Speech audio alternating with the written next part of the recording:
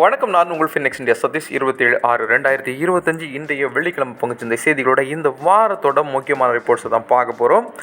நிஃப்டியும் சென்செக்ஸும் திரும்பவும் நல்ல பாசிட்டிவ் சைடில் க்ளோஸ் ஆகிட்டு நான் சொல்லணும். சென்செக்ஸ் 84,000 மார்க்குக்கு மேலே 84,058 க்ளோஸ் ஆகிருக்கு. நிஃப்டி 25,637 செட்டில் ஆகிருக்கு. Jio financial service, Asian paints, Apollo ஹாஸ்பிட்டலாம் அரௌண்ட் 3% பாசிட்டிவாக இன்றைக்கி க்ளோஸ் ஆகிருக்காங்க.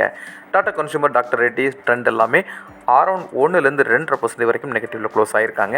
இந்த வாரத்தோட சூப்பர் ஸ்டார் ஸ்டாக்னா ஜியோ ஃபினான்ஷியல் ஸ்டாக் தான். அரௌண்ட் 14% பாசிட்டிவில் இருக்குது. ஓஎன்ஜிசி 3.5% நெகட்டிவில் க்ளோஸ் ஆகிருக்கு.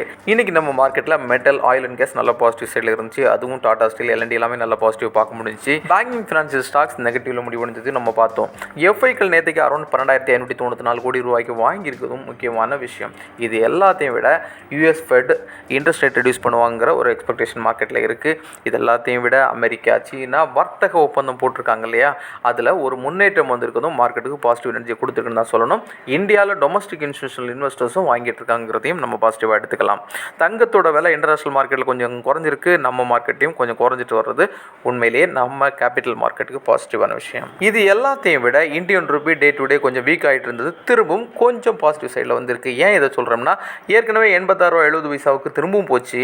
இப்போது இன்றைக்கி 85.53 செட்டில் ஆயிருக்கு. இன்றைக்கி நம்ம மார்க்கெட்டோட முக்கியமான செய்திகள் இவ்வளோ தான். இருந்தாலும் ஒரு விஷயத்தை நான் இதில் குறிப்பிட்டு சொல்ல வேண்டியிருக்கு. மார்க்கெட்டில் கடந்த 2-3 வாரமாகவே வால்டர் ரொம்ப அதிகமாக இருந்துச்சு. மார்க்கெட்டோட டவுன் ரொம்ப அதிகமாக பார்த்தோம். போர் பதட்டங்கள் எந்த அளவு கொண்டு போச்சுங்கிறத பார்த்தோம் இல்லையா.